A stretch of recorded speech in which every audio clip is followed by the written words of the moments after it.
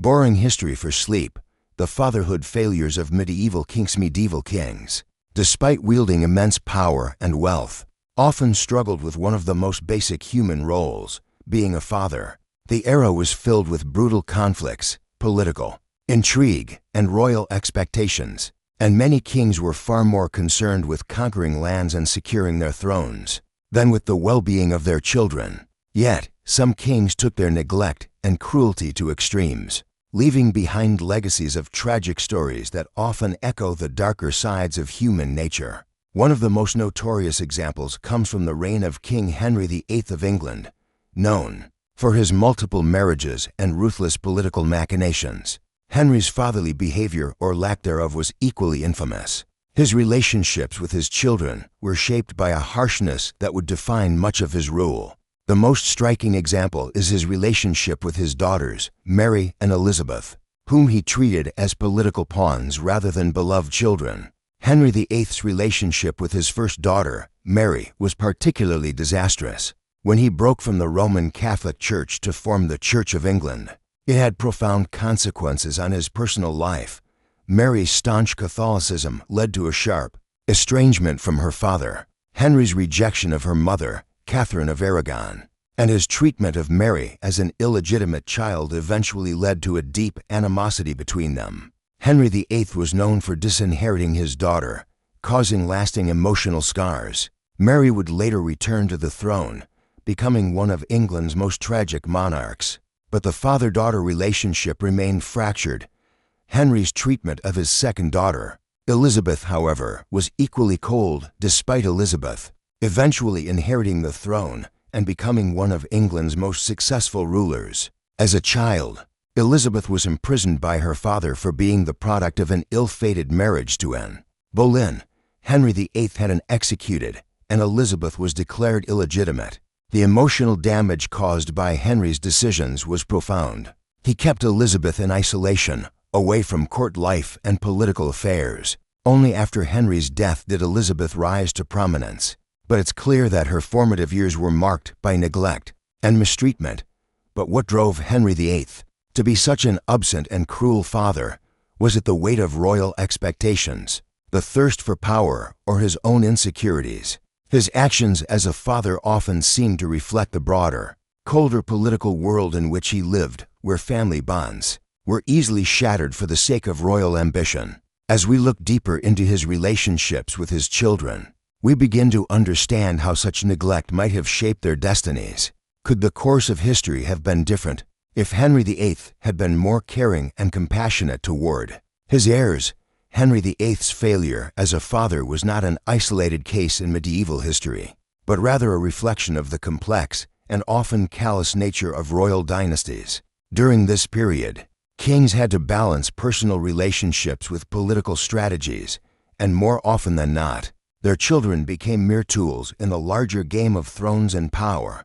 For a medieval monarch, a child was not just a beloved offspring, but also a potential heir, a political asset, or even an obstacle to be eliminated if they threatened the throne.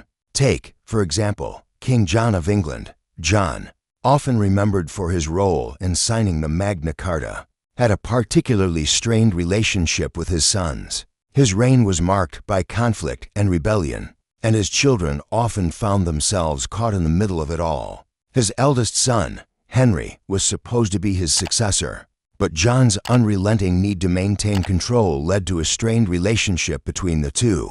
John's reckless disregard for his son's future was apparent in his refusal to crown Henry as his co-king, even though it was traditional to do so. Henry was denied the opportunity to establish his own authority, and in a cruel twist of fate, John's neglect may have directly contributed to the rebellion that followed.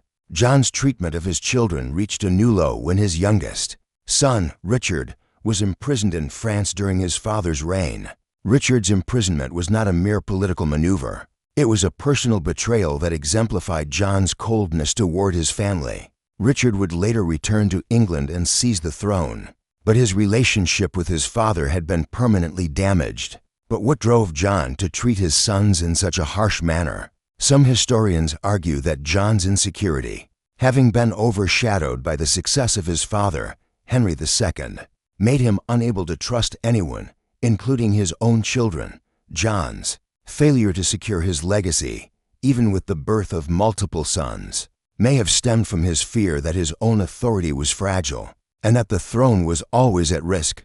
This tension between parental love and political strategy was a common theme among medieval kings, and it often led to tragic consequences.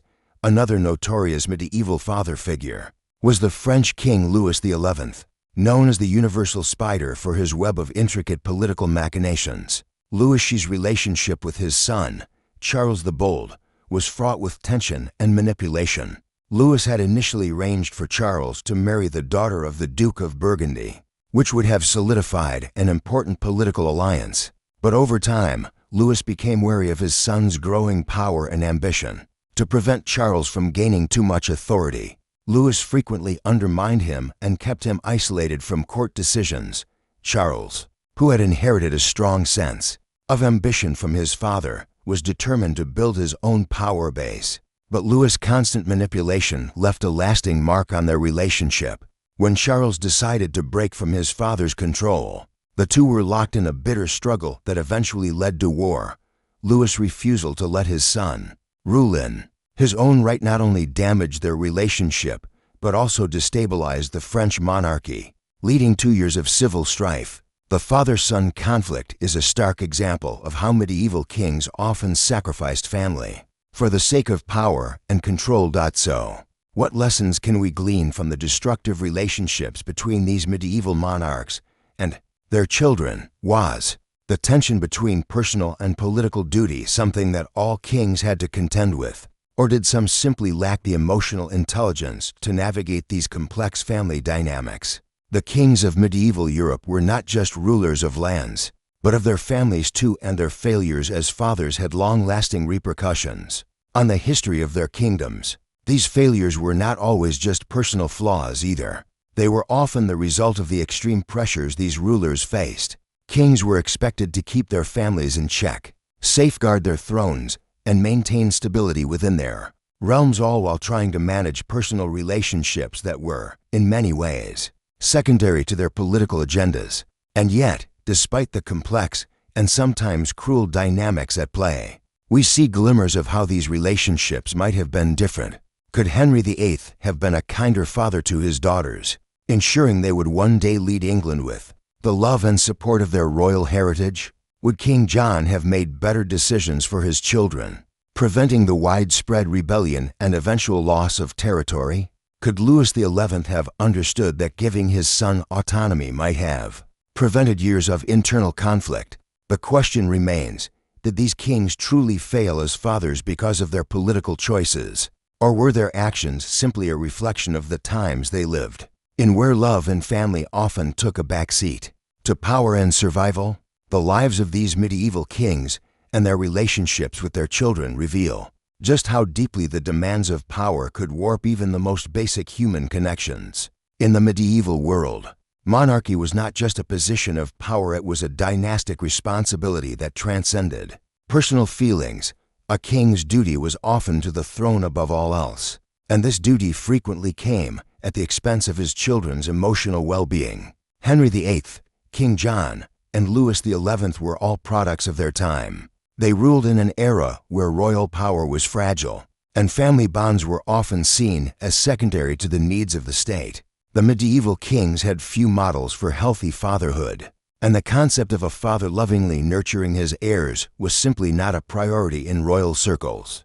Instead, a father's primary role was to secure his bloodline and ensure the stability of the realm, no matter the personal cost. The idea of raising a child to be an emotionally well-adjusted ruler was not part of the medieval royal curriculum. However, while these kings may have failed as fathers in the traditional sense, their failures had unexpected consequences that shaped the future of their kingdoms. Henry VIII's mistreatment of his daughters, for instance, directly contributed to the remarkable reign of Queen Elizabeth I. Although Elizabeth was forced to overcome immense adversity, including years of being considered illegitimate, she eventually became one of the most celebrated monarchs in history. In fact, her reign was so successful that some historians argue that it was, in part, due to the hardships she faced growing up.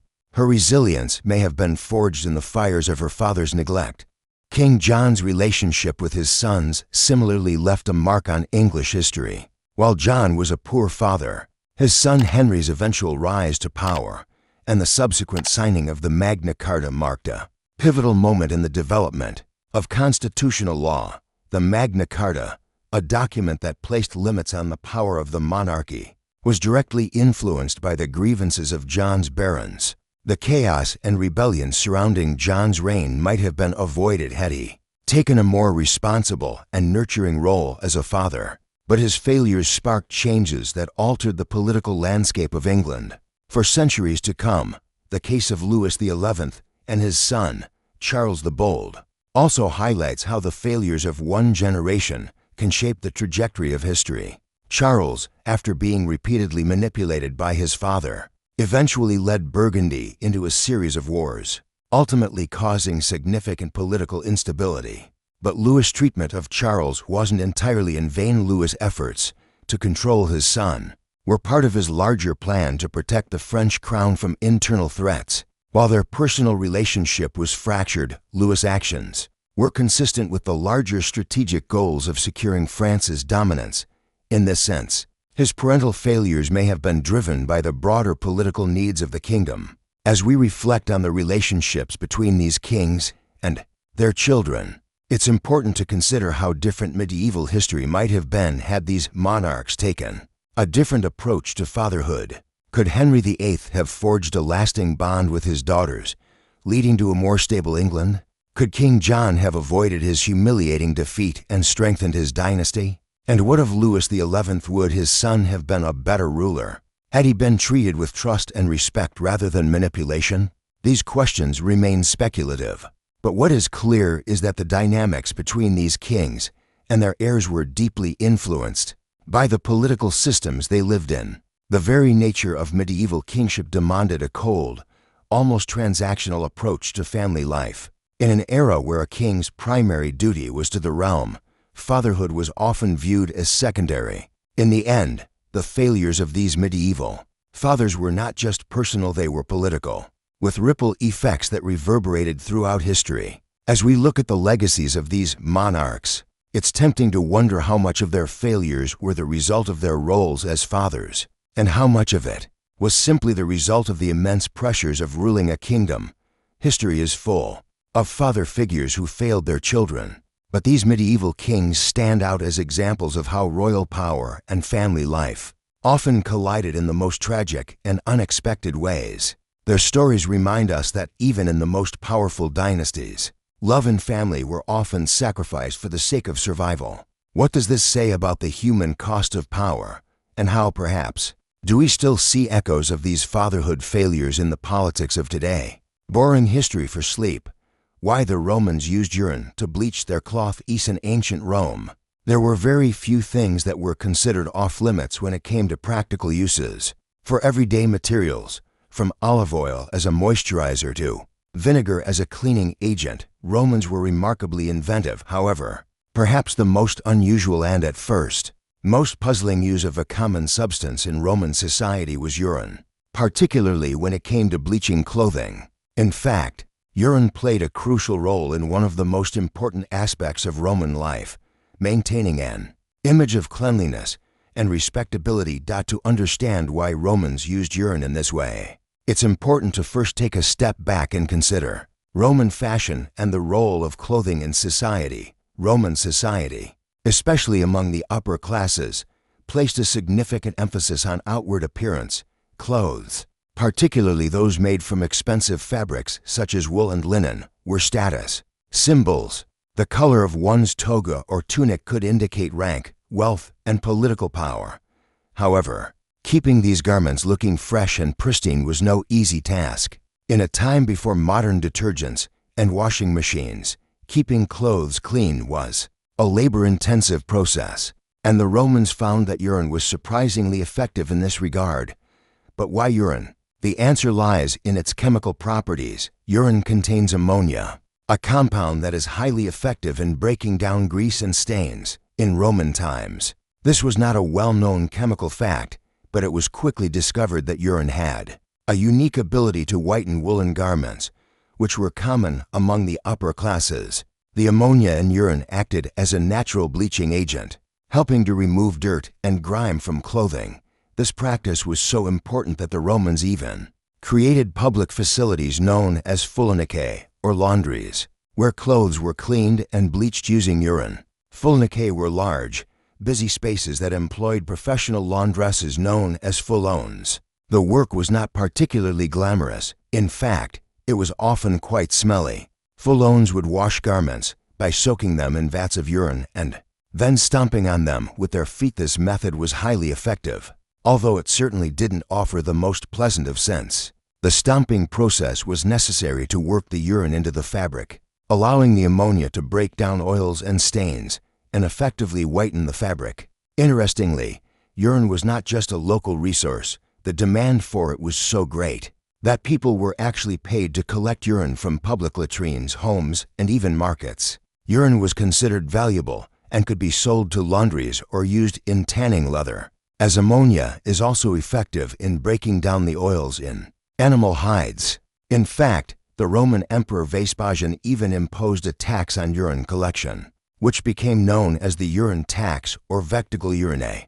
Vespasian's move to tax urine collection was partly a practical one. He saw the potential for urine as a valuable commodity and wanted to capitalize on its utility. It was a prime example of how Romans were willing to turn even the most mundane of substances into an economic resource. However, despite its effectiveness, the practice of using urine as a bleaching agent wasn't without its controversies. Some Romans found it distasteful and even morally questionable, especially as it was a practice closely linked to the lower classes and slaves who worked in the fulinicae. Still, the use of urine in daily life continued, and its practical applications were largely accepted as part of Roman ingenuity.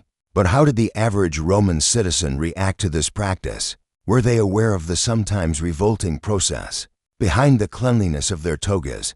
And how did this invention of Roman laundries, fullones, and urine usage continue to evolve in the centuries that followed?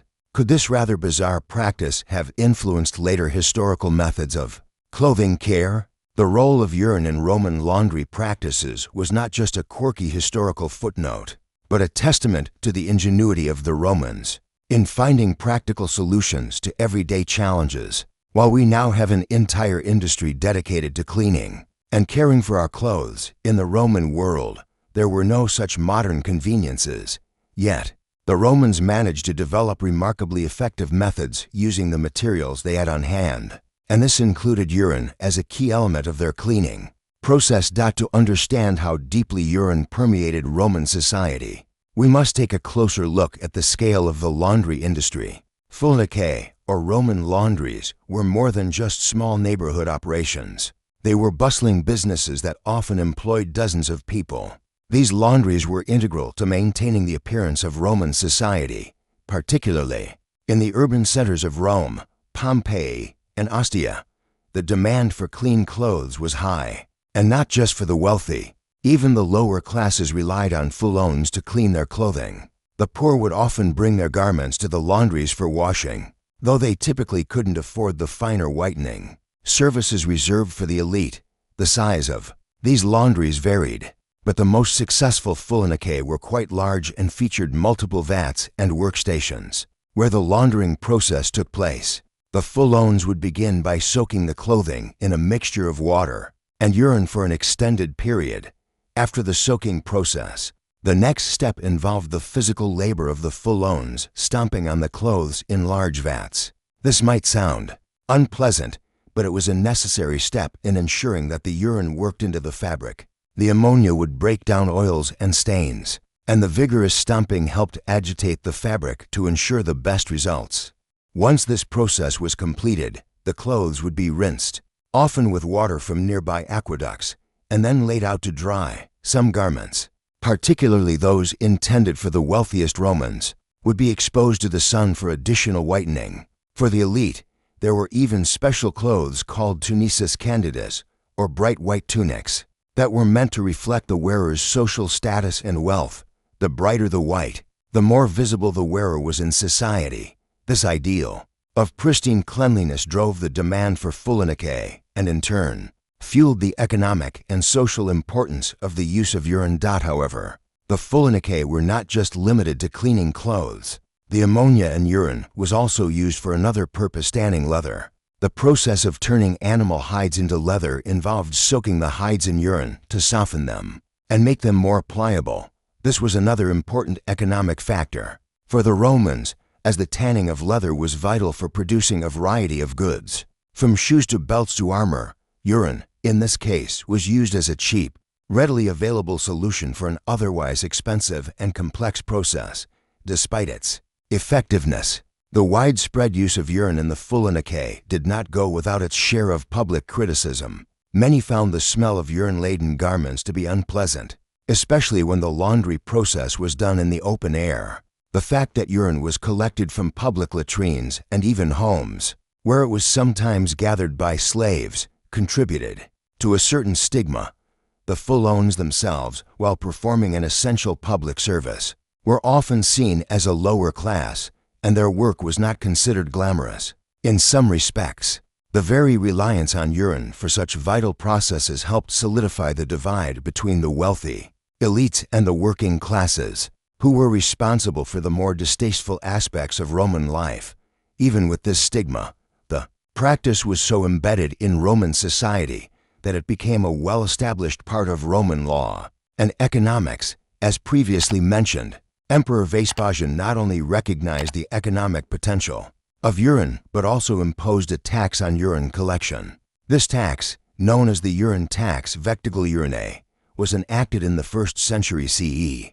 It was designed to capitalize on the large-scale collection and sale of urine for the purpose of laundry and tanning. The tax was so significant that Vespasian even had public latrines constructed throughout Rome, where urine was collected and sold to fullones. The Roman phrase pecunia non olet, meaning money does not stink, originates from this tax. When Vespasian's son Titus questioned the morality of taxing something as odorous as urine, Vespasian supposedly held up a coin and remarked that money itself has no smell, regardless of its origins. This phrase has since entered the vernacular, underscoring the pragmatism of the Roman Empire in turning even the most unappealing of substances into a profitable resource. Yet, even with the economic success of urine as a commodity, the practice of using it as a cleaning agent eventually faded over time. As the Roman Empire crumbled and new technologies emerged, the methods used in Roman laundries became obsolete. The introduction of soap, which became widely available in Europe in the medieval period, slowly replaced the need for urine in cleaning. However, the legacy of Roman ingenuity in using everyday materials for practical purposes has persisted.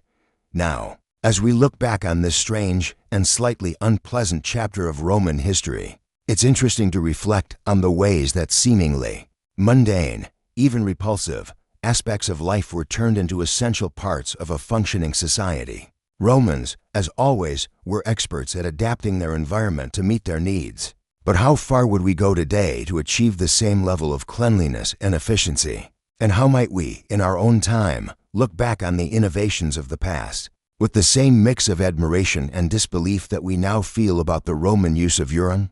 The eventual decline of the Roman practice of using urine in laundry and tanning practices speaks to a greater shift in the way people viewed cleanliness, hygiene, and even the very materiality of their clothes. Although the technique of using urine for these purposes slowly fell out of favor, the Romans' inventive application of a seemingly unpleasant substance speaks volumes about their resourcefulness, adaptability, and commitment to maintaining their societal structures, even in the most mundane aspects of daily life. One of the lasting legacies of the Roman Empire, beyond its monumental architecture and legal systems, was its approach to public services. The fullinike Roman laundries played an essential role in the everyday life of the Roman citizen. While their work may have been viewed as unpleasant, it was a vital part of maintaining the social order. The fact that the Romans were able to take something as ordinary as urine and turn it into a resource that benefited their empire reflects their pragmatic approach to life. It also demonstrates a remarkable level of sophistication, particularly considering the lack of modern technology or scientific knowledge. Despite the unpleasant nature of the practice, the Romans continued to use urine in filenicae well into the later stages of the empire. As the centuries went on, the widespread collection of urine from public latrines, homes, and markets became a well-organized business. This not only contributed to the economic stability of the empire, but it also allowed the lower classes to maintain their clothes and retain their own personal dignity. The use of urine in these processes, while uncomfortable for modern sensibilities, was an example of how an entire society could embrace a common practice for the greater good.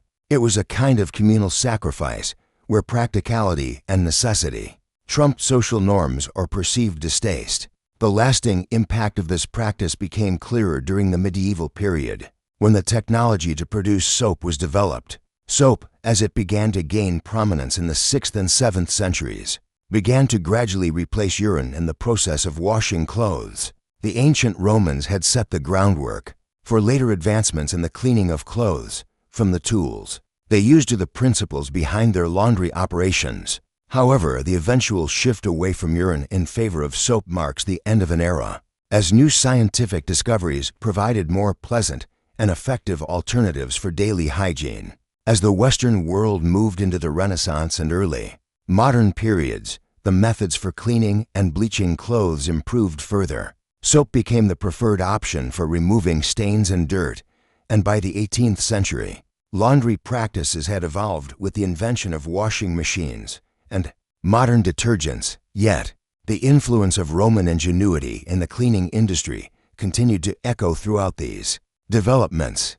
The idea of using what was readily available, whether it be urine, soap, or later chemicals, has remained a hallmark of human ingenuity. While modern-day laundry techniques are considerably more advanced and far less odorous, it's fascinating to consider the strange and resourceful methods of past civilizations. The Romans' use of urine was not just a quirky practice, but rather a testament to their ability to turn even the most unappealing materials into useful commodities. The shift from urine to soap, and later to the industrialization of laundry, marks not just an improvement in cleanliness, but also a profound transformation in the way human societies interacted with their environments and resources. What is particularly interesting about this evolution in cleanliness is that it speaks to the larger story of human progress, how we go from basic survival strategies to more efficient, scientific solutions. The Romans may have used urine to bleach their clothes, but in doing so, they demonstrated an extraordinary adaptability that would carry over into countless other innovations. In a sense, their ability to turn waste into wealth could be seen as a precursor to the modern mindset of recycling and reusing materials for new purposes. Looking back, it's hard not to marvel at the practicality of the Romans, who found such value in the simplest of substances. It's easy to be dismissive of something as unpleasant as urine, but the Romans saw something in it that we might overlook today: potential. In this sense, the Roman Empire's attention to the smallest details of daily life, from the street layouts to the filenicae, has left us with a reminder that history often turns on the most unexpected elements. Whether it's a humble substance like urine or an empire's ability to turn adversity into triumph, it's clear that even the most boring aspects of history have their place in shaping our modern world. So, as we leave behind the ancient practices of urine laundering, we might wonder how many other seemingly insignificant elements of history have had a profound effect on the way we live today. How might the small and quiet details of the past continue to influence our daily lives in ways we don't even notice? Boring history for sleep.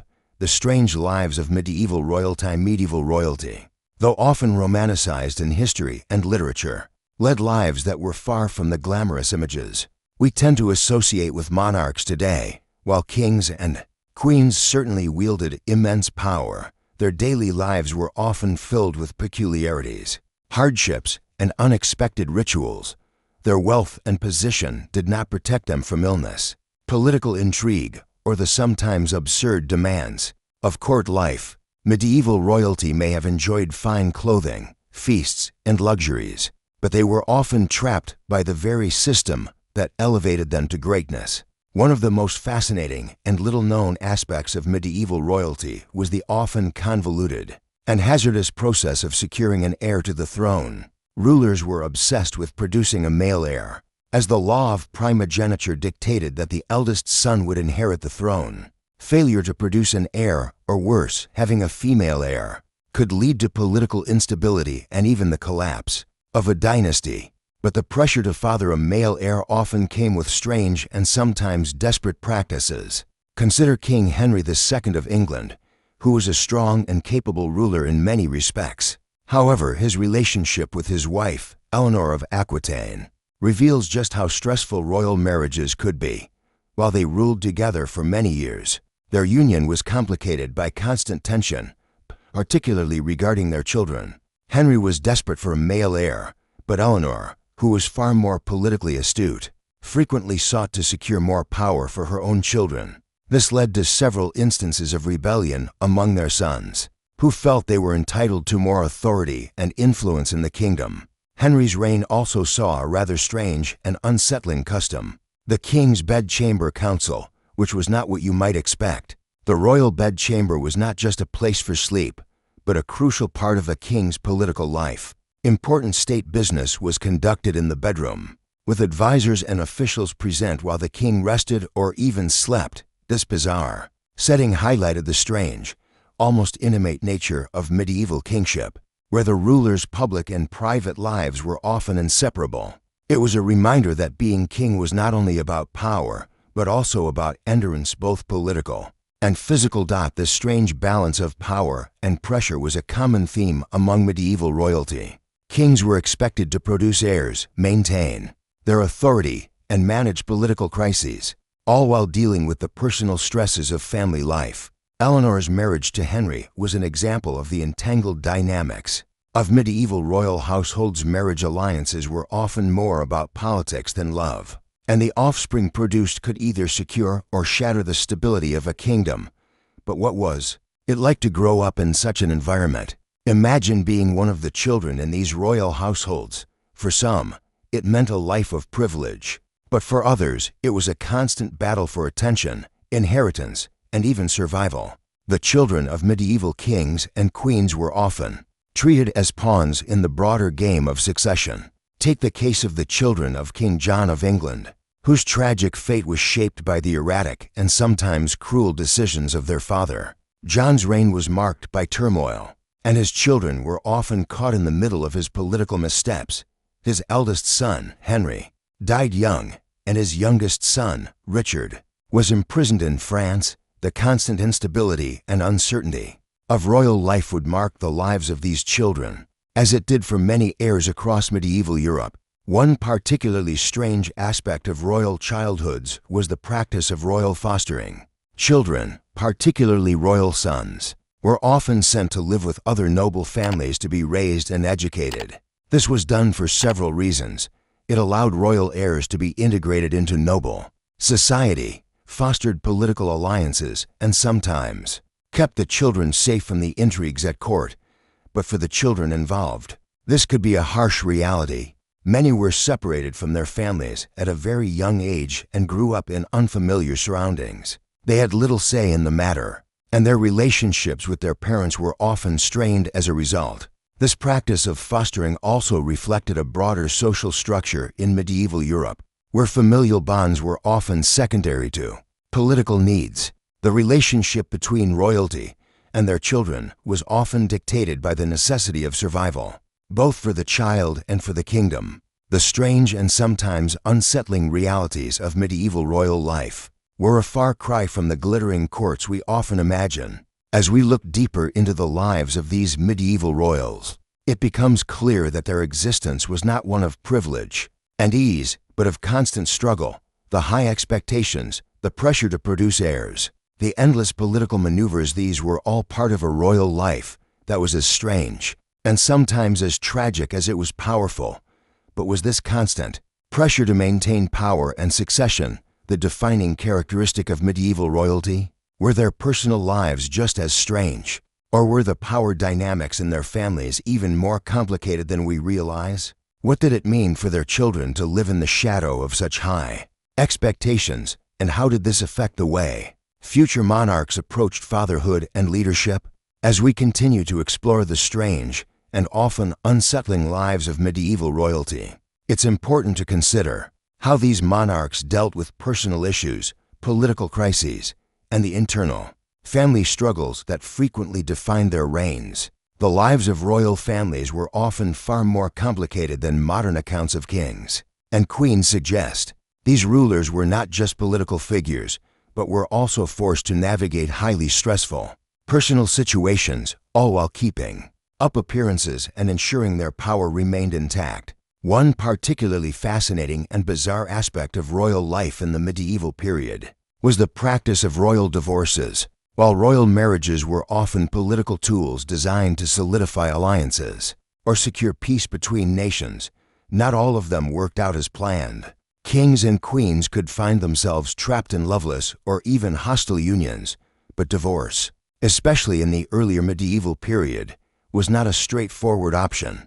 The Catholic Church's influence over European monarchs meant that divorce was extremely difficult to attain, and when it did occur, it often involved strange political maneuvering. A striking example of this is the marriage between King Henry VIII of England and Catherine of Aragon.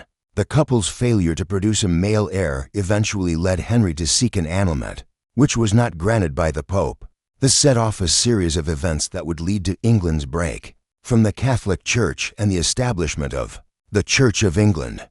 The strange and politically charged annulment process not only caused a major religious upheaval, but also had far-reaching consequences for the English monarchy.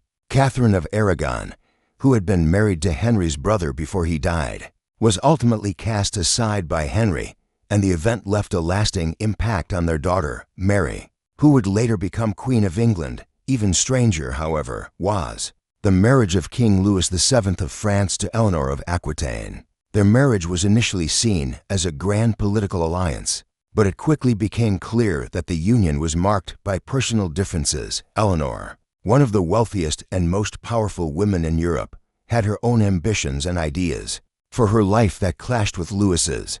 Despite their marriage producing two daughters, Louis and Eleanor eventually sought an annulment. The decision to annul their marriage had significant political consequences, as it meant that Eleanor, a powerful and wealthy duchess, was free to marry again. She would go on to marry Henry II of England, making her the mother of several future kings of England, including Richard the Lionheart. The marriages and divorces of medieval monarchs were often far more politically significant than their romantic aspects.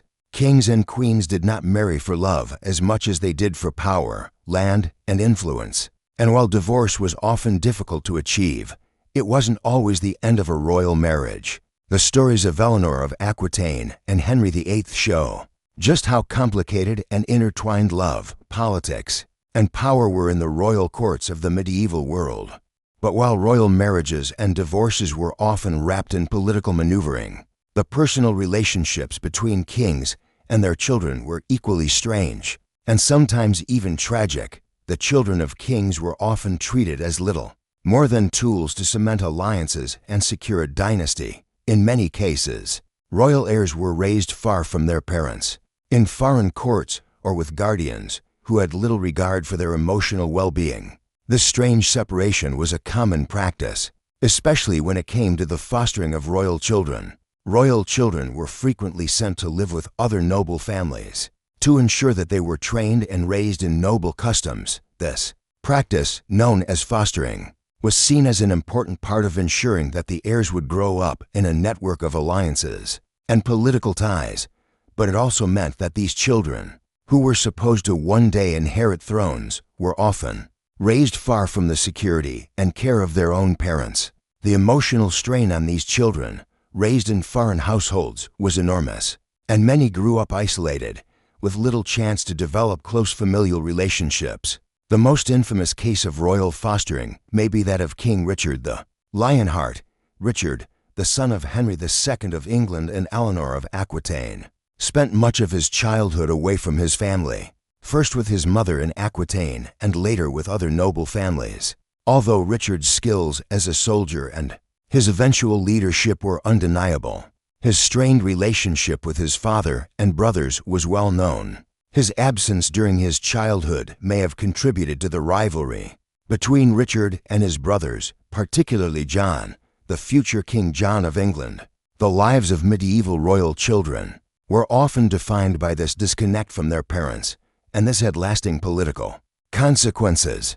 The lack of close relationships between kings and their heirs led to frequent struggles for succession, with heirs often trying to outmaneuver their parents or siblings to gain power. This tension between familial duty and political ambition shaped the lives of many medieval kings and queens, who were constantly grappling with the responsibilities of leadership and the need to produce heirs. But what of the psychological impact on these children? How did the isolation, the constant power struggles, and the absence of their parents shape their outlook on life and their ability to rule? While modern monarchs often have closer relationships with their children and heirs, medieval royals were caught in a world where power and succession were everything. In a sense, the strange and sometimes harsh conditions under which these children grew up shaped not only their personalities but also the future of their kingdoms. As we look back on the strange lives of medieval royalty, we must ask, how much of the tension between fathers and sons, queens and their children, was a product of the political systems they lived in? Could there have been another way for them to navigate their relationships, one less marked by isolation, power struggles, and personal betrayal? And in the end, how did these strange and often tragic dynamics shape the course of European history? As we reflect on the strange and turbulent lives of medieval royalty, we see that the weight of their crowns was not solely borne by their external battles with enemies, or the complex politics of their realms. The true burden often lay in the personal conflicts that defined their reigns, conflicts that were interwoven with their duties as fathers, husbands, and rulers. The intertwining of familial duty with the political exigencies of royalty created a strange dynamic that shaped the futures of kingdoms, sometimes in ways that history still feels the echoes of today. Take, for example, the case of King Henry III of England, who ruled from 1216 to 1272. His reign was marked by constant turmoil, not only with external forces, such as the barons who sought to limit his power, but also with his own family. Henry's relationship with his son, Prince Edward, the future Edward I, was complicated and filled with tension. Edward was a skilled military leader who would eventually be known as Longshanks for his ruthless campaigns, but as a young man, he found himself caught between his father's more conciliatory approach to governance and his own ambitions for a stronger, more centralized monarchy. This father-son dynamic reached its peak during the rebellion of the barons, led by Simon de Montfort. While Henry III tried to maintain peace by granting concessions to the barons, Edward took a more aggressive stance, aligning himself with the barons' enemies. The division between father and son became so profound that Edward fought against his father's forces in the civil war that ensued. The fractured relationship was a reflection of the broader political landscape, where loyalties were constantly in flux, and personal ambition often took precedence over family ties. The strange tension between Henry III and Edward I illustrates a central theme in the lives of medieval rulers: the conflict between personal relationships and the demands of kingship. In medieval Europe, a king's duty to his throne and his kingdom often took precedence over his duty to his children.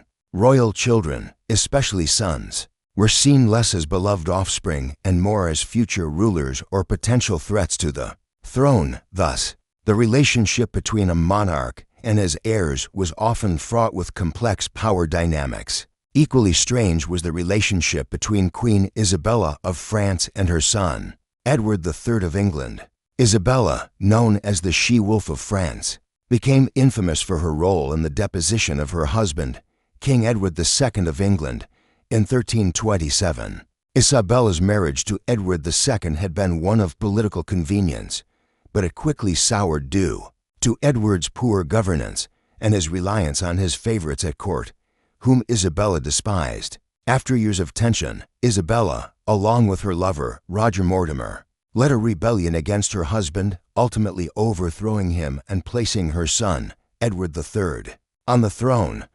What makes Isabella's story particularly strange is that, after deposing her husband, she remained a powerful figure in England, effectively ruling as regent for her young son. But her relationship with Edward III was deeply complicated. Though Isabella had secured the throne for him, she also took power in a way that left her son feeling alienated. Edward III, once old enough to rule, eventually turned against his mother and Mortimer, casting them aside to assert his own authority. The political marriage of Isabella and Edward II, which had been filled with personal animosity, eventually gave rise to a complicated mother-son power struggle that demonstrated just how deeply intertwined the personal and political could become. Yet, the most dramatic and strange royal relationship in medieval history might be that of King Richard II of England and his uncle, Thomas of Woodstock, Duke of Gloucester. Richard, who became king at a very young age, was heavily influenced by his family throughout his early reign. His uncle, Thomas, was one of the key figures in Richard's life and was seen as a protector, especially after Richard's father's death. However, Thomas's influence over Richard soon turned into something more treacherous. Richard's rule was characterized by a growing sense of paranoia and insecurity, and his relationship with his uncle soured. In an incredible twist of fate, Richard ordered the murder of Thomas in 1397, a decision that would haunt him and further alienate him from his supporters. The strange relationship between Richard II and his uncle reveals the cutthroat nature of medieval politics, where even family could be sacrificed for the sake of political survival. Richard's personal feelings of betrayal, coupled with his need to solidify his rule, led him to make decisions that resulted in tragedy not just for his uncle, but for his entire kingdom. The murder of Thomas of Woodstock set off a chain of events that ultimately contributed to Richard's downfall and the eventual rise of the House of Lancaster, culminating in the Wars of the Roses. Looking at these complex and often tragic relationships, it's clear that the personal lives of medieval royalty were not only marked by extraordinary power, but also by vulnerability, insecurity, and internal conflict. Kings and queens had to balance the demands of leadership with the pressures of family, and many found that their relationships with their heirs, spouses, and extended family were the most fraught aspects of their reigns. In some ways, it was the very strangeness of their personal lives that shaped the course of history. What, then, can we learn from these royal struggles? Perhaps it is that power and family are not always compatible in the pursuit of absolute authority. Kings and queens often found themselves sacrificing their personal happiness and familial bonds. As we look at these strange and sometimes tragic stories, we might wonder, could these rulers have found a better way to balance their roles as monarchs and as parents, or was the nature of medieval kingship, where power and succession were paramount, inevitably going to create such bizarre and painful dynamics? As we move beyond the medieval period, we can trace the echoes of these family struggles in the way later monarchs and political leaders approached their own family dynamics. The strange lives of medieval royalty serve as a reminder of the complexities and sacrifices that come with holding power, and just how deeply those sacrifices can affect personal relationships. Borrowing history for sleep, the lost treasures of ancient civilizations. World is filled with stories of lost treasures, vast hoards of gold, jewels, and artifacts from ancient civilizations that have disappeared into the sands of time. Some treasures are lost due to natural disasters, while others have simply faded away through centuries of neglect, war, and the slow erosion of history. These lost treasures, often shrouded in mystery, reflect not only the wealth and power of the civilizations that created them, but also the mysteries that remain unresolved to this day. Take, for instance, the treasures of the pharaohs in ancient Egypt. Egypt is perhaps the most iconic of all ancient civilizations when it comes to lost treasures, thanks to its elaborate tombs and burial practices. The most famous of these treasures belongs to the tomb of Tutankhamun, the boy king who died young and whose tomb was discovered by archaeologist Howard Carter in 1922.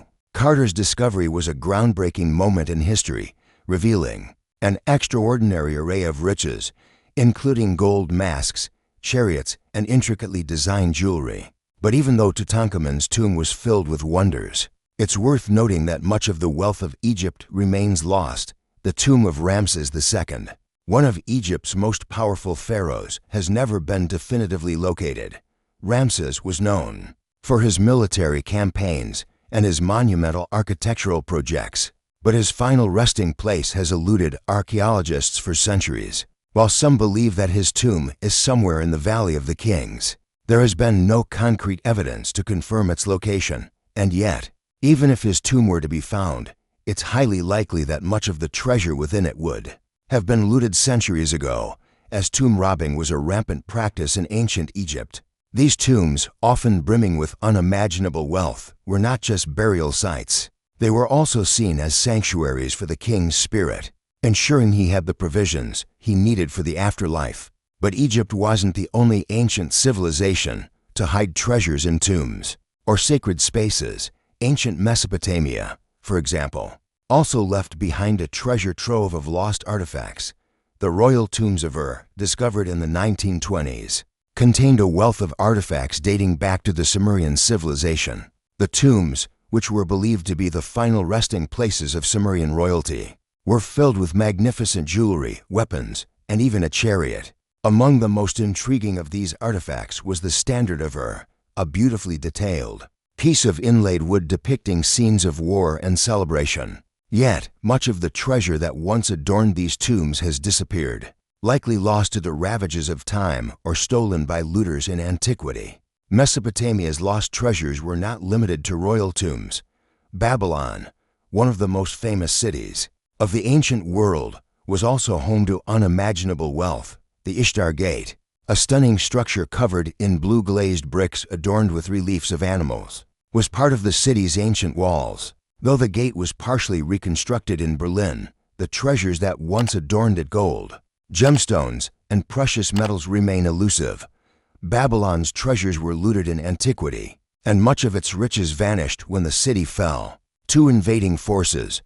But the legend of Babylon's wealth and grandeur persists, with treasure hunters and archaeologists continuing to search for remnants of this long-lost kingdom. Even the ancient Greeks, known for their rich art and philosophy, contributed to the list of lost treasures. The Palace of Knossos on the island of Crete, the heart of the ancient Minoan civilization, is often seen as a site where much treasure was hidden away. The palace, which dates back to the 15th century BCE, was lavishly decorated with frescoes, statues, and intricate architecture. It is believed that much of the wealth of the Minoans was stored in the palace, including precious items like gold jewelry, figurines, and ceremonial objects.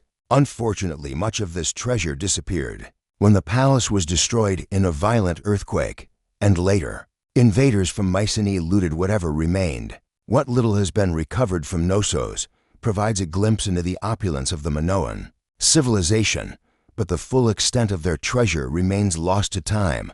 While ancient Egypt, Mesopotamia, and Greece are perhaps the most famous civilizations associated with lost treasures, we must not overlook the riches of the Inca Empire in South America. The Incas, who ruled a vast empire that stretched across the Andes Mountains, amassed extraordinary wealth through their conquests and the resources of their territory. The most famous of their lost treasures is the legendary treasure of the Inca, which is said to have been hidden by the Incas during their final stand against the Spanish conquest. Tatters. According to some accounts, the Incas melted down their gold and silver artifacts, creating a vast hoard that was either hidden in the mountains or lost forever in the chaos of the Spanish conquest. Despite numerous expeditions to find this treasure, it remains elusive, and its existence has become the stuff of legend. Yet, the Inca treasure hunt is just one of many in a long history of treasure seekers. The City of Gold, the fabled El Dorado, has inspired countless adventurers to search for riches in the jungles of South America. The story of El Dorado, a mythical city made entirely of gold, was popularized by early European explorers who believed that the city lay somewhere in the dense forests of what is now Colombia and Venezuela. While no city of gold has ever been found, The search for El Dorado continues to capture the imagination of those who dream of uncovering ancient riches. But what happened to all these treasures? Were they simply lost in the chaos of time, or did they serve a greater purpose? Were they hidden away by those who understood the fragility of wealth, or did they simply fade away into the darkness of history? The fate of these treasures remains one of history's greatest mysteries, and as new archaeological discoveries continue to be made, it's possible that some of these lost treasures could eventually be uncovered. However, for now, they remain tantalizing glimpses into the wealth and grandeur of ancient civilizations, lost to time yet still holding the secrets of their creators. As we continue our journey through the lost treasures of ancient civilizations, we begin to realize that these treasures weren't just symbolic of wealth. They represented the cultural richness, technological prowess, and artistry of their societies. Each piece of gold, each carved gem, each ornate weapon or vessel told a story of the people who created them, of the triumphs and tragedies, the spiritual beliefs, and the immense cultural heritage that we now only have fragmented glimpses of. Even as these treasures slipped into the past, their allure continued to draw people into myths, explorations, and unending quests to uncover what was once lost. One of the most compelling examples of such a treasure is the Lost Library of Alexandria. While not a traditional treasure in the sense of gold and jewels, the library was a treasure trove of knowledge, containing countless scrolls and manuscripts that span centuries of learning. The Library of Alexandria, established in the 3rd century BCE in Egypt, was one of the most significant libraries in the ancient world. It housed works from the greatest minds of the time, from philosophers to mathematicians to historians. Scholars from across the Mediterranean world traveled to Alexandria to study and share knowledge, making it a hub of intellectual activity. The library's destruction, often attributed to a series of events over centuries, including fires, invasions, and neglect, has long been a source of historical regret and mystery. While the exact fate of the library remains unknown, it is widely believed that much of its collection was lost, taking with it an invaluable repository of ancient knowledge. Some of the works housed in the library, such as those of the philosopher Aristotle or the mathematician Euclid, could have advanced human understanding in ways that remain incomprehensible today. The loss of these texts is often cited as a turning point in the history of the ancient world, marking the decline of intellectualism and the gradual loss of certain scientific and philosophical advancements that had been developed over centuries. Though the library's contents are largely lost, the legend of Alexandria's treasure trove of knowledge persists. Scholars have long speculated about the texts that might have been housed there, with many believing that undiscovered manuscripts could hold answers to questions that have puzzled historians and scientists for millennia. As we search for ancient treasures, we find that sometimes the greatest loss is not in the gold or jewels, but in the minds and ideas that were extinguished long before their time. In a similar vein, we turn to the Machu Picchu site in the Andes, built by the Incas around the 15th century. This famous lost city, rediscovered by Hiram Bingham in 1911, stands as a monumental reminder of the brilliance of Inca engineering and artistry. Though the ruins of Machu Picchu are spectacular, it is said that the true treasures of the Inca civilization may still lie hidden beneath the site. These treasures, gold, silver, and precious artifacts, were likely hidden away during the Spanish conquest in the 16th century, as the Incas attempted to protect their wealth from the invaders. It is believed that the Incas took great care to hide their riches, using intricate methods to conceal their treasures in secret locations, many of which may still be undiscovered. As modern archaeologists continue to study the site and the surrounding areas, they sometimes unearth small artifacts, pottery, tools, jewelry that offer a glimpse into the Inca world. Yet, the vast majority of the Inca treasure is still believed to be lost, buried deep within the mountains, or hidden in the jungles surrounding Machu Picchu. The idea of hidden Inca gold has been the subject of countless treasure hunts, and the search for these treasures remains an ongoing pursuit for adventurers, archaeologists, and even local folklore. The Inca Empire was known for its extraordinary craftsmanship in working with gold and silver. and many of their treasures were likely melted down or hidden to prevent them from falling into the hands of the Spanish conquistadors. The Incas also believed that the spirits of the mountains and rivers were guardians of their treasures, adding a spiritual dimension to the quest for these riches. Even today, the myth of the lost Inca treasure continues to capture the imaginations of treasure hunters, drawing them to the Andes in search of what may or may not still be buried in the earth. But perhaps the most intriguing and mythic of lost treasures is the treasure of the Knights Templar. The Knights Templar were a powerful and secretive medieval order of knights, originally formed during the Crusades, to protect Christian pilgrims traveling to the Holy Land. Over time, however, the order grew enormously wealthy and influential, amassing significant treasures, including relics, gold, and sacred artifacts. When the order was disbanded in the early 14th century by King Philip IV of France, the Templars' wealth and treasures were seized, but much of it disappeared without a trace. Many legends have arisen around the lost treasure of the Templars, with some suggesting that they hid their riches in secret locations across Europe or in far-off lands such as the Americas. The mystery of their treasure has been the subject of countless books, documentaries, and films, with theories ranging from hidden vaults beneath ancient castles to buried treasure in the remote corners of the world. One of the most enduring theories suggests that the Templars hid their treasures in Oak Island off the coast of Nova Scotia in Canada, a location that has been the focus of treasure hunters for centuries. Despite extensive digging and excavations, no definitive evidence of the Templar treasure has been found on Oak Island, but the search continues. The mystery surrounding the Knights Templar and their treasure has captivated generations, and even though the riches may be long gone, the allure of uncovering their secrets endures. As we ponder the mystery of these lost treasures, it becomes clear that they are more than just material wealth. They are symbolic of the cultures that produced them, their values, their artistry, their religious beliefs, and their quests for immortality. Whether it is the intellectual wealth of the Library of Alexandria, the gold of the Incas, or the elusive treasure of the Templars, these lost treasures remind us that some of the most valuable things in history are those that remain hidden, waiting to be uncovered. As we reach the final chapter in our exploration of lost treasures, we must acknowledge that the allure of these missing riches is not just about their material value, but also about the history, mystery, and legend that surrounds them. These treasures have shaped the stories of entire civilizations, and the search for them continues to influence modern archaeological work, as well as myths that span generations. But much like the civilizations that created them, the treasures themselves have often become elusive, slipping through the cracks of time, war, and decay.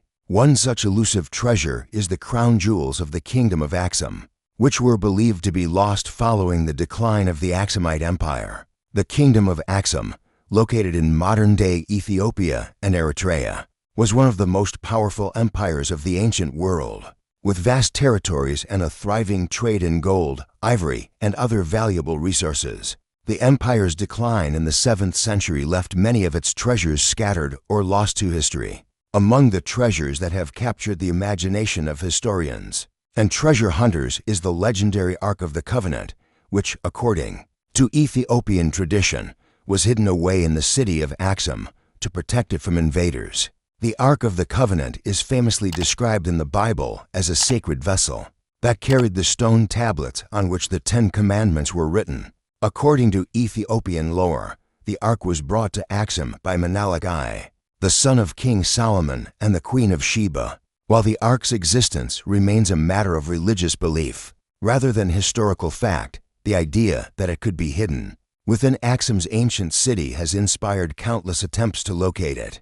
The treasure of the Ark, though steeped in myth, reflects the grandeur and mystery of the Axumite Empire, an empire whose riches, art, and history have been partially lost to time. Yet not all lost treasures belong to forgotten kingdoms. The treasure of the Emerald Buddha is another fascinating example of a lost treasure that has been both lost and rediscovered multiple times over the centuries. The Emerald Buddha is one of the most revered Buddhist relics, and its origins date back to at least the 15th century in Thailand. According to legend, the Emerald Buddha was originally carved from a single block of jade and was believed to possess immense spiritual power. Its history is filled with periods of loss and rediscovery, often coinciding with the rise and fall of powerful Thai kingdoms. The Buddha statue has been moved several times throughout history, often hidden away to protect it from invaders. It was lost during the invasions of the Burmese, rediscovered under mysterious circumstances, and then hidden again during times of political unrest. Its journey from one location to the next, shrouded in secrecy, has turned the Emerald Buddha into a symbol not just of material wealth, but also of the enduring spiritual power of the Thai people. The fact that the statue was rediscovered in the 18th century only adds to the treasure's allure and the sense that certain relics are destined to resurface when the time is right. Another lost treasure, albeit more of a mythical one, is the Siberian gold treasure said to be hidden within the vast, untamed wilderness of the Russian steppes.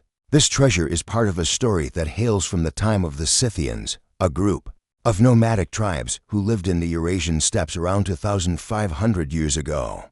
The Scythians were known for their ability to craft intricate gold jewelry, weapons, and ceremonial objects, many of which are believed to have been buried with their kings and queens in elaborate burial mounds called kurgans. According to legend, one of the greatest treasures of the Scythians, the Golden Man or Golden Warrior, was buried in an undiscovered tomb somewhere in the steppes. The treasure consists of intricate gold armor, shields, and jewelry, all thought to have been worn by an important Scythian ruler. Archaeologists have uncovered some of these artifacts in various tombs across the region, but the most famous treasure, the Tomb of the Golden Warrior, has yet to be found. The idea of an undiscovered kurgan filled with priceless gold and relics has spurred numerous expeditions and has captured the imagination of treasure hunters and archaeologists alike.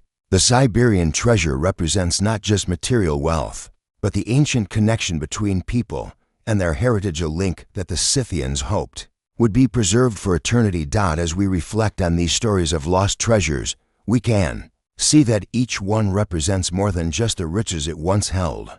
These treasures were symbols of power, religion, culture, and belief. Their disappearance was not only a loss of wealth, but also of identity. And while modern-day archaeologists continue to search for these treasures, we must ask ourselves, do we seek these treasures out of a desire for wealth, or is it the mystery of their disappearance that calls to us? Is the allure of these ancient riches not so much about the material wealth they represent, but about the lives and civilizations that created them, the stories that remain hidden, and the lessons they still have to teach us? Some treasures may remain lost forever, buried in the sands of time or consumed by the ravages of war. Others, like the Dead Sea Scrolls, may resurface unexpectedly, offering glimpses into the past that rewrite history. In the end, the quest for these treasures is not just about finding riches, it's about uncovering the stories of those who came before us, understanding their struggles and triumphs, and piecing together the fractured history of our shared humanity. Boring history for sleep.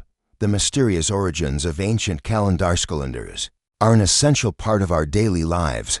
They shape the rhythms of our work, our holidays, and our very understanding of time itself. But have you ever wondered where the concept of a calendar came from?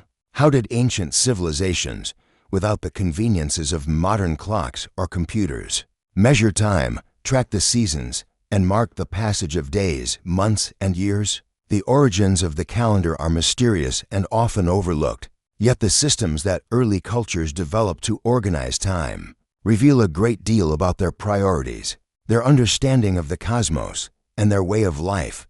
Many of the earliest calendars were rooted in observations of the natural world, the movement of the moon, the changing of the seasons, the positions of the stars. And while we might think of calendars as simple tools to mark dates, they were often deeply entwined with religious beliefs, agricultural cycles, and political power. One of the most famous early calendars is the Sumerian calendar, developed around 2000 BCE in ancient Mesopotamia. The Sumerians, who lived in the region that is now Iraq, were some of the first people to use a systematic way of measuring time. Their calendar was based on the lunar cycle, with months beginning when the first sighting of the crescent moon occurred. This made sense for people living in the ancient world, where the moon was one of the most visible and reliable markers of time. However, the lunar calendar posed a significant problem. It didn't align neatly with the solar year, which is approximately 365.25 days. This mismatch led to a seasonal drift, where certain festivals or agricultural activities would no longer fall during the appropriate seasons. To resolve this, the Sumerians and later the Babylonians added a leap month every few years, a process known as intercalation. While this helped keep the calendar in sync with the seasons, it was a complex system that required careful observation and adjustment. The Sumerians were not alone in their pursuit of a way to measure time. In ancient Egypt, the need for a calendar was also driven by the cycles of nature, particularly the annual flooding of the Nile River. The Egyptians created a solar calendar based on the movement of the sun, with 365 days in a year, divided into 12 months of 30 days, plus an additional 5 days to complete the year. This system was used primarily for agricultural planning, as the timing of the Nile flood directly influenced the success of their crops. The Egyptian calendar, however, still had its flaws, although it was more accurate than the Sumerian lunar calendar in terms of aligning with the solar year. It didn't account for the slight fraction of a day that the solar year actually contains. This discrepancy led to a drift of about 1 day every 4 years, meaning that over time, the calendar would fall out of sync with the seasons. It wasn't until the Julian calendar, introduced by Julius Caesar in 45 BCE, that the concept of leap years was formally introduced to correct this issue. One of the most intriguing aspects of ancient calendars is their connection to the heavens. In many cultures, calendars were not just practical tools, but sacred systems that were believed to have been influenced by the gods or the cosmos. The ancient Maya civilization of Mesoamerica, for example, developed one of the most sophisticated calendar systems ever created. The Maya used a 260-day calendar called the Tzolk'in, which was used to mark religious and ceremonial events. This calendar was based on a cycle of 13 months, each consisting of 20 days, and was used in conjunction with a 365-day solar calendar, known as the Hab. Together, these two calendars helped the Maya track both the agricultural year and the sacred ritual cycles. The Maya were not only keen observers of the stars, but they also linked their calendar system to their deep religious beliefs. The Tzolk'in calendar, for instance, was used to predict auspicious dates for activities such as warfare, planting crops, and conducting rituals. In Maya culture, time was cyclical, and they believed that the world went through multiple cycles of creation and destruction. The long count calendar, another important aspect of Maya timekeeping, was used to track much longer periods of time, essentially the Maya era. This calendar, which started in 3114 BCE, was so precise that the Maya were able to predict the end of certain cosmic cycles with startling accuracy, even though their system lacked the advanced technology we have today. Similarly, the Chinese calendar has a long history that goes back thousands of years. The ancient Chinese developed a lunisolar calendar, meaning it was based on both the phases of the moon and the movement of the sun. The Chinese calendar is still used today, primarily for traditional festivals such as the Lunar New Year, though the Gregorian calendar is more widely used for everyday purposes. The Chinese year is also divided into 12 zodiac signs, each corresponding to an animal, which are used to mark not just the passage of time, but also to shape the destinies and fortunes of individuals. The Chinese calendar system was deeply entwined with both agriculture and philosophy. For example, it was important for determining the timing of the harvest and other agricultural activities. In addition, it had strong connections with the 5 elements theory and the yin and yang philosophy. The Chinese believed that the balance of these elements influenced the course of events. Throughout the year, this connection between the calendar and philosophical thought makes the Chinese system more than just a tool for organizing time. It becomes a window into how ancient cultures understood the forces of nature, the cosmos, and their own role within it. Finally, we must also consider the Gregorian calendar, the one most of us use today. Introduced by Pope Gregory XIII in 1582 to correct the discrepancies in the Julian calendar. The Gregorian calendar fixed the leap year issue and brought the calendar more closely in line with the solar year. While it was initially adopted by Catholic countries, it eventually became the global standard, influencing everything from international trade to the timing of religious observances. But while the Gregorian calendar has become the modern norm, it's fascinating to think about the vastly different ways ancient cultures once perceived and measured time. The ancient Egyptians, Maya, Chinese, and others didn't just create calendars for convenience. They built intricate systems that were closely tied to their understanding of the universe, their agricultural needs, and their religious practices. As we look back on these ancient calendars, one question emerges: why did these civilizations, without the technology we have today, place such importance on marking time? What did their systems of timekeeping reveal about their worldviews, their beliefs, and their drive to understand the cosmos?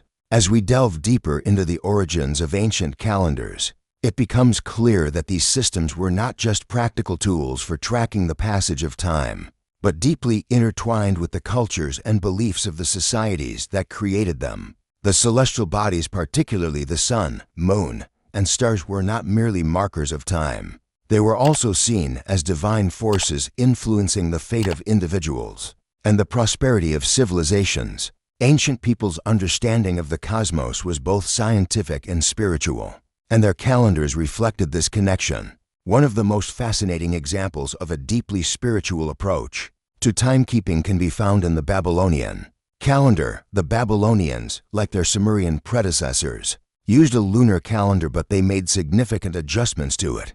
The Babylonian calendar was based on 12 lunar months, each of which lasted about 29.5 days, giving the year a total of approximately 354 days. This was still short of the solar year, which, as we've seen, caused a problem for agricultural societies. However, the Babylonians found a solution in their religious practices.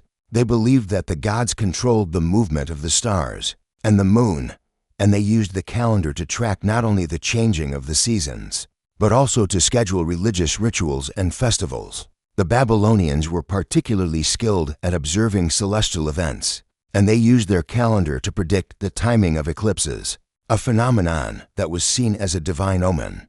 These celestial events were carefully recorded, and their prediction became an important part of Babylonian culture.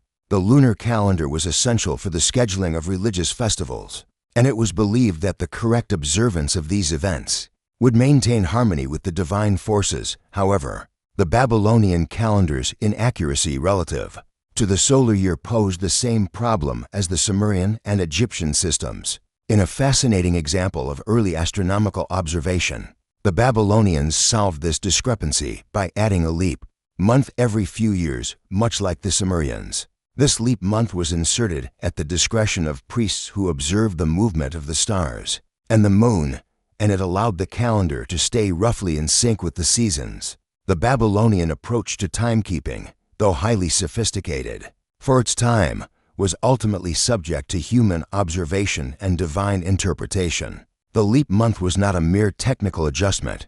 It was also a reflection of the belief that humans had to align their actions with the will of the gods. Another example of a civilization whose calendar was closely tied to religious and agricultural cycles is the Mesoamerican calendar used by the Aztecs and Maya. Both of these civilizations developed highly accurate and complex calendar systems, which were crucial for organizing not only everyday activities, but also the timing of religious rituals and sacrifices. The Aztec calendar, also known as the Tonalpohualli, was a 260-day ritual calendar based on a combination of the number 13 and the 20 named days, which made up to 160 unique combinations. This calendar was used to track the days for religious ceremonies, and it was believed that certain days had more spiritual significance than others. For example, certain days were considered more auspicious for battles, while others were more suited for planting or harvesting crops.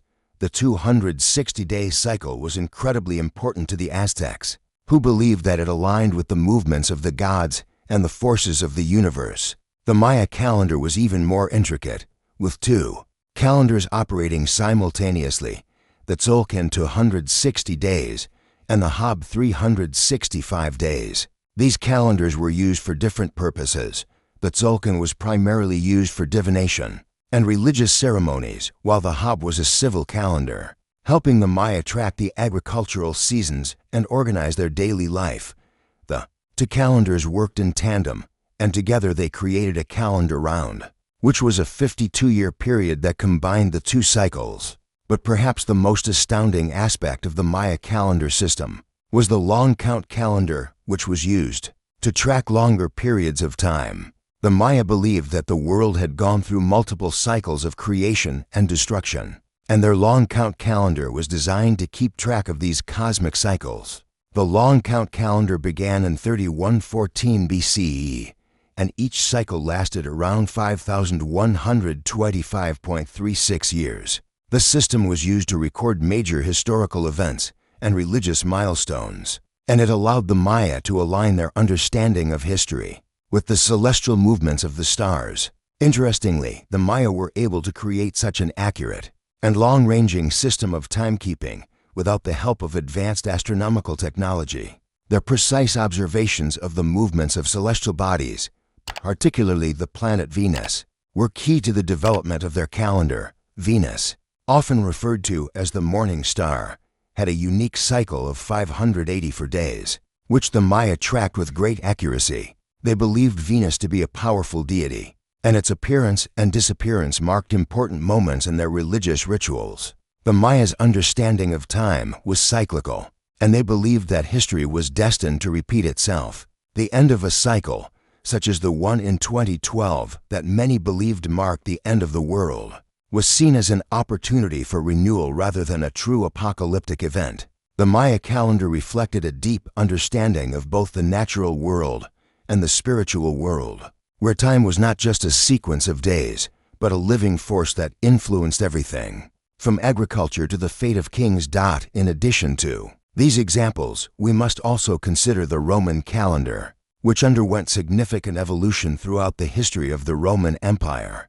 The original Roman calendar, said to have been created by Romulus, was based on a lunar cycle and consisted of only 10 months.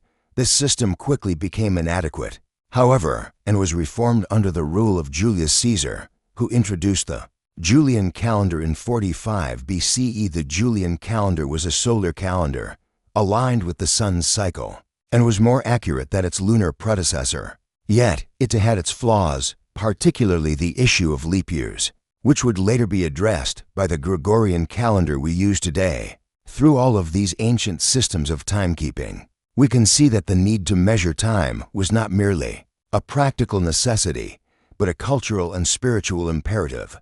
These calendars reflected each civilization's attempt to align themselves with the natural world and the divine forces they believed controlled the cosmos.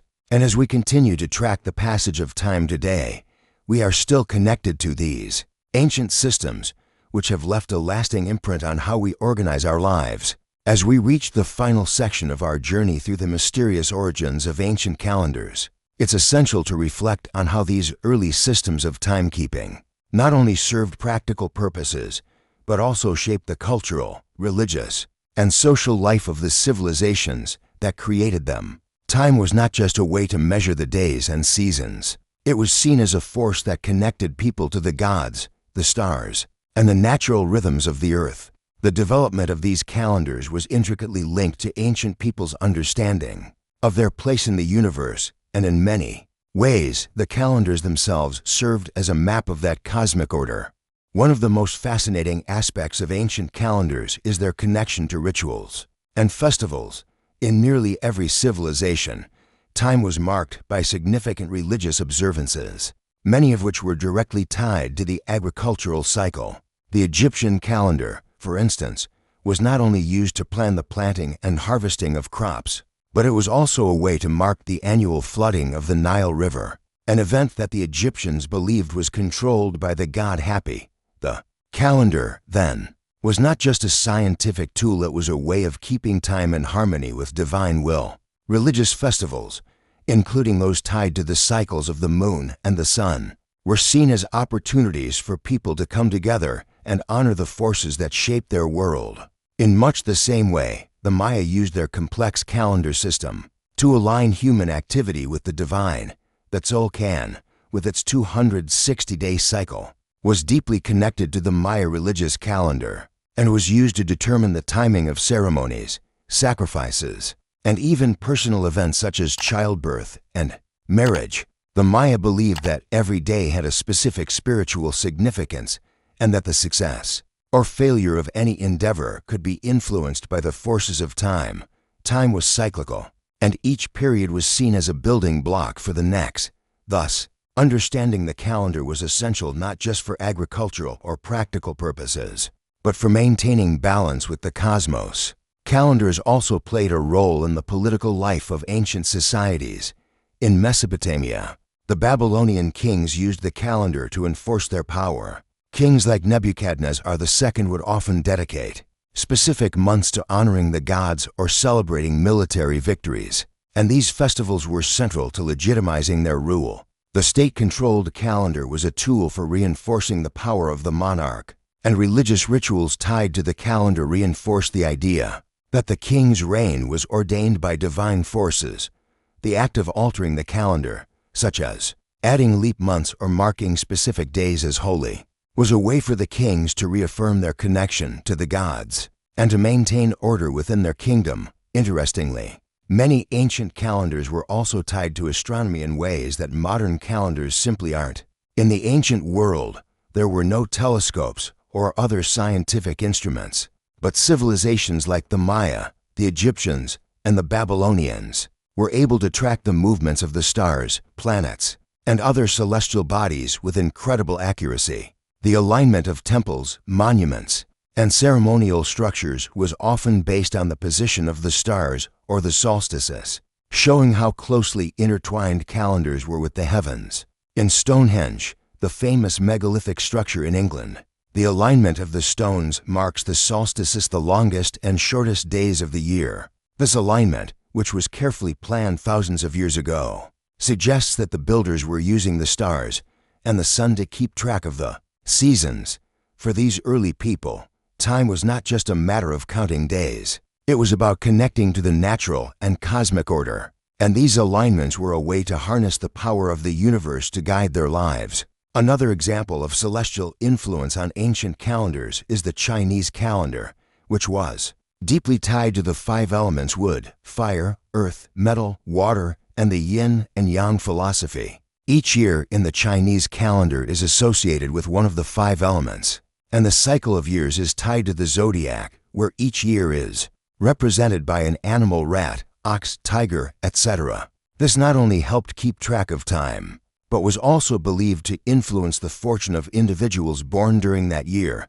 In a sense, the Chinese calendar was an attempt to map human existence onto the greater cosmic cycle, where each individual was seen as part of a greater, universal pattern. It's also worth noting that the adoption of different calendar systems often meant the imposition of cultural authority. In ancient Rome, for instance, the Julian calendar, introduced by Julius Caesar in 45 BCE, replaced the previous Roman lunar calendar. This reform was a way to assert Roman control over the organization of time itself, aligning the calendar with the solar year. The introduction of the leap year to account for the extra fraction of a day in the solar year was a technical achievement, but it also symbolized the power of Roman authority over the natural world.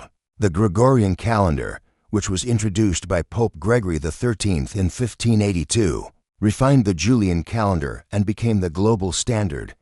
But despite the advances in timekeeping, ancient civilizations' understanding of time remained cyclical, not linear. The concept of linear time, the idea that time is constantly moving forward toward an end, was not widely accepted in the ancient world. Cultures like the Maya and the Aztecs believed that time was repetitive, with cycles of creation and destruction that would continue indefinitely. This view of time meant that events like eclipses, solstices, and other cosmic occurrences were not just signs of the passing of time. They were seen as important omens that connected people to the greater forces of the universe. As we reflect on the origins of these ancient calendars, we begin to see that their role was far more profound than simply providing a way to measure days. Calendars were sacred instruments that connected people to their gods, their rulers, and the natural world. They influenced every aspect of daily life, from when to plant crops, to when to hold ceremonies, to when to fight wars. The calendars of ancient civilizations were more than just tools. They were deeply embedded in the spiritual and political lives of their people. So, what does this tell us about how we view time today? Modern society has made time a more abstract concept, disconnected from the rhythms of nature, religion, or the cosmos. We measure time in hours, minutes, and seconds, and time itself often feels like a resource to be managed or used efficiently. But in the ancient world, time was not something to be controlled or measured. It was something to be understood, revered, and aligned with the greater forces that governed the universe. What if we still looked at time this way? What if we saw time as a cosmic force, not just a set of dates and deadlines, but something deeply connected to the rhythms of nature and the heavens? Perhaps the ancient calendars, with their complexity and connection to the divine, offer us a way to look at time in a more meaningful way. Boring history for sleep. The quirky world of ancient Roman dining. Ancient Roman dining was a far cry from the meals we consume today. It wasn't just about sustenance or satisfying hunger. It was an elaborate ritual, a social event, and a statement of wealth and status. The intricacies of Roman cuisine and dining practices are a fascinating window into Roman society, revealing much about their values, their entertainment, and their sense of indulgence. The Roman dining experience was centered around the triclinium, a type of dining room with 3 couches, arranged around a low table, where guests reclined while eating.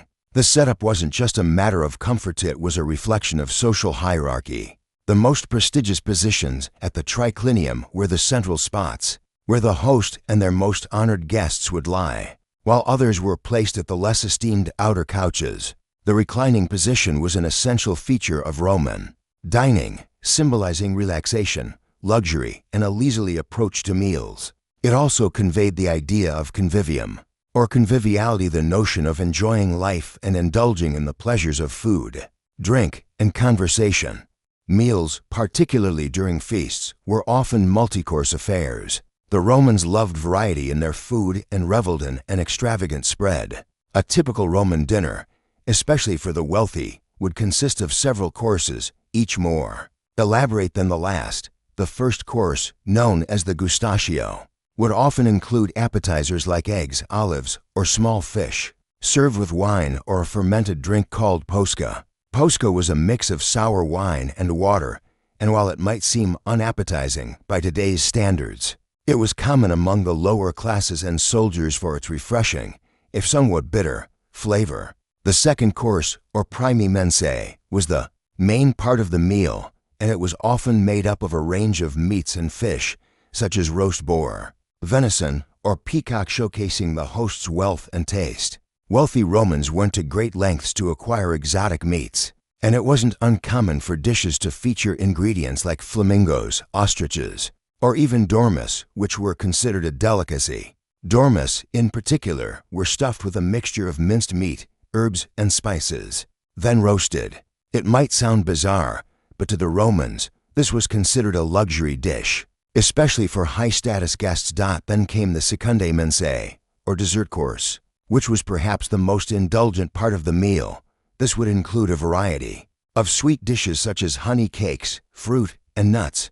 Roman sweets, unlike the refined sugar-laden desserts we enjoy today, were made from natural sweeteners like honey and fruit.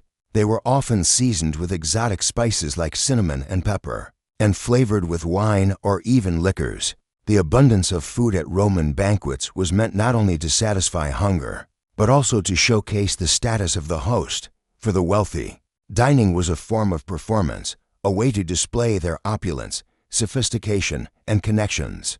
Banquets could go on for hours, with multiple rounds of food and drink, and they were a way for the elite to solidify social bonds. Guests were expected to engage in witty conversation, recite poetry, and enjoy music or entertainment, making the meal as much about socializing as it was about eating. But the dining practices of the Romans weren't just about pleasure, they were also about control and symbolism. The Romans, particularly in the late Republic and Empire, often used their banquets as a way to reinforce their social dominance. In the Roman world, social status was everything, and the way one ate and entertained others was a clear indication of their position in the hierarchy. One interesting example of this was the way in which wealthy Romans would sometimes flaunt their affluence through over-the-top food displays. These displays might feature large, elaborate platters of roasted meats, fish, and birds, arranged in such a way that they were almost a spectacle, sometimes even served live, or with their feathers still intact. There were accounts of some emperors and aristocrats going to great lengths to outdo one another in the scale and luxury of their feasts. For instance, Emperor Vitellius was said to have once hosted a banquet featuring 2,000 fish and 7,000 birds, a gluttonous show of wealth that highlighted the emperor's authority and extravagance. It wasn't all about extravagance, however. Roman dining practices were also intertwined with the idea of modesty and restraint. Especially in the earlier days of the Republic, the elite classes were aware of their status, but they also recognized the moral dangers of indulgence. This led to the development of a complex social etiquette surrounding food. Particularly during the era of the Republic, Roman philosophers, such as Cicero and Seneca, often wrote about the importance of temperance and moderation in food and drink, advocating for a balanced approach to meals. Yet, despite these philosophical ideals, the lure of excess remained strong, and over time, the feasts grew more extravagant. Wine played a central role in Roman dining culture. For the Romans, wine was more than just a beverage, it was a symbol of civilization, social status, and enjoyment. Wine was consumed during nearly every meal, and its importance was reflected in the wide range of wines available to the Roman elite. There were wines imported from as far away as Gaul, Spain, and Carthage, and each region produced wines that were prized for different characteristics. The wealthy Roman elite would often drink their wine mixed with water, as drinking it straight was seen as crude and uncivilized. They would also add spices, honey, or even seawater to their wine to enhance its flavor. The most prized wines were aged for years, and it was not uncommon for the rich to keep their best wines for special occasions. But what of the Roman lower classes? What did they eat during their meals? For the common Roman, dining was a far more modest affair. The wealthy elite dined on lavish spreads, but the plebeians, soldiers, and slaves relied on simpler foods. Bread, porridge, beans, and vegetables were common staples, and garum, a fermented fish sauce, was often used to add flavor to food.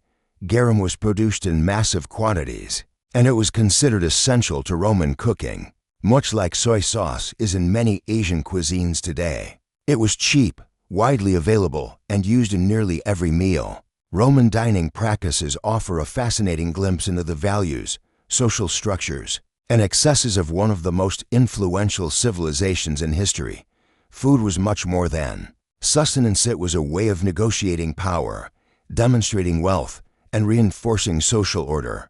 The meals served at the homes of the elite were not just about eating, but about showing off their status, their ability to entertain, and their mastery over the resources of the empire. As we continue exploring the quirky world of ancient Roman dining, we begin to see that meals in Roman society were not just about the food itself. They were about status, ritual, and even politics. Dining was a public affair, and the way Romans ate and entertained was deeply tied to the shifting power dynamics and the social expectations of their time. In the Roman world, banquets were an important part of social life, and they were often used as a platform for political maneuvering. The elite classes, particularly the patricians, used their dining tables to form alliances, make deals, and even influence the political landscape. It was common for politicians and generals to host extravagant feasts in order to win favor with the people or secure their position among the nobility. These meals often featured a careful mix of entertainment, food, and rhetoric. Everything was done with an eye on impressing guests and securing future support. One particularly strange practice that became common in Roman banquets was the use of mensa secunda, or a second table at feasts. The first table was reserved for the most important guests, the host's closest friends or political allies. The second table, however, was where those of lesser status sat: servants, lower-ranking guests, or even entertainers, while the first table was a space for philosophical debates and high-minded conversation. The second table was usually filled with more mundane talk, or worse, the entertainment of slaves and musicians. It was a subtle, yet clear reflection of the class divisions that defined Roman society. While the elite dined on extravagant dishes like peacock, dormice, and delicacies from across the empire, those in the lower classes relied on far simpler foods, which leads us to another peculiar aspect of Roman dining: bread and circuses. The term bread and circuses comes from a practice where the Roman government provided free grain to the masses and sponsored public entertainment, such as gladiator fights, chariot races, and theatrical performances, to distract and appease the public. This was not just a way of feeding the people, but of maintaining order in the empire. For the plebeians, daily meals were much simpler, consisting mostly of pulse, a type of porridge, bread, and small amounts of vegetables or beans. Meat, particularly expensive cuts, was reserved for the wealthy, but even in their simplicity, the meals of the lower classes were important to Roman identity. The thermopolium, a sort of ancient fast food establishment, was a vital part of Roman urban life. These small street-side food shops catered to those who couldn't afford to dine in the grand triclinium or prepare elaborate meals at home. The thermopolium served hot food and drinks, often a type of stew or hot porridge, seasoned with herbs and spices like garum. People would stop by these establishments on their way home from work, just as we might grab a quick meal today. Interestingly, some of the best preserved examples of these ancient food shops have been uncovered in the ruins of Pompeii, with their brightly colored counters and large jars used for storing food. The thermopolium was more than just a place to eat. It was also a social hub where news was exchanged, deals were struck, and gossip was shared. It wasn't only the lower classes who were fascinated by food. The upper classes, too, took great pride in the presentation and theatrics of their meals. Roman banquets were known for their elaborate displays, not only in the wealth of the dishes served but in the way the food was presented. There are records of whole animals being served on platters, with their heads intact and their bodies intricately ranged. A particularly bizarre, yet popular, dish was the dormice, a rodent delicacy that was often stuffed with minced meat, seasoned and roasted. The dormice were served in a manner that resembled small game birds, adding an air of exoticism to the feast. Some emperors even went as far as to have exotic animals like swans, peacocks, or ostriches brought to the table, their feathers carefully removed, and the animals served as a lavish centerpiece. These dishes were not necessarily about taste, but about creating a visual spectacle. Another strange and somewhat humorous custom was the vomitorium, a term often associated with Roman dining culture, although its meaning has been misunderstood. Over the centuries, contrary to popular belief, the vomitorium was not a room where guests went to induce vomiting between courses to make room for more food.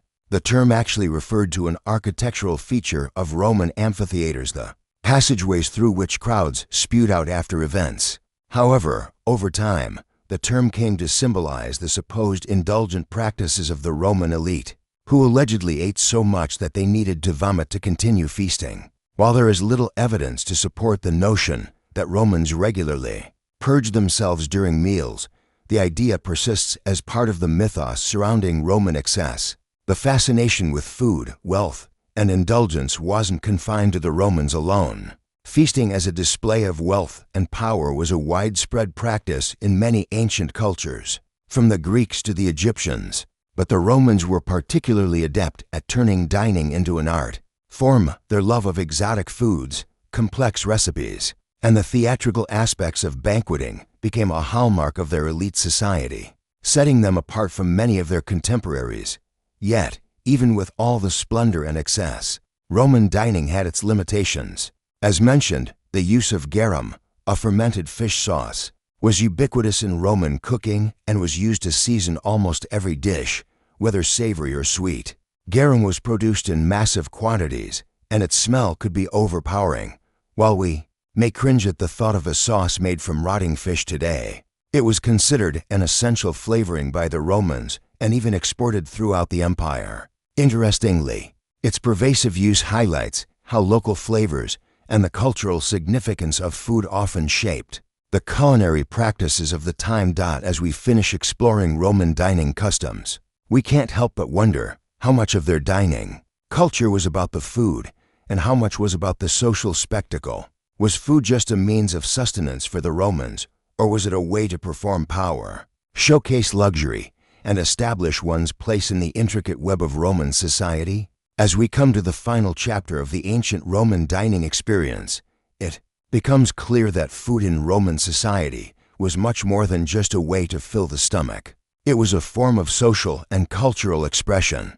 Dining was where power was displayed, where alliances were forged, and where status was solidified through the extravagance of what was served, who was invited, and the social dynamics that unfolded over the course of a meal. While the upper echelons of Roman society reveled in their indulgence and opulence, the rituals and practices surrounding food were also governed by a certain symbolism that extended beyond just the physical nourishment it provided. Roman dining customs were a reflection of the ideals of Roman citizenship, the values of hierarchy, and the political power structures that defined the empire. One fascinating example of this connection between food and power is the practice of banqueting. During political campaigns, Roman political leaders understood that the dinner table was a potent venue for persuasion and influence.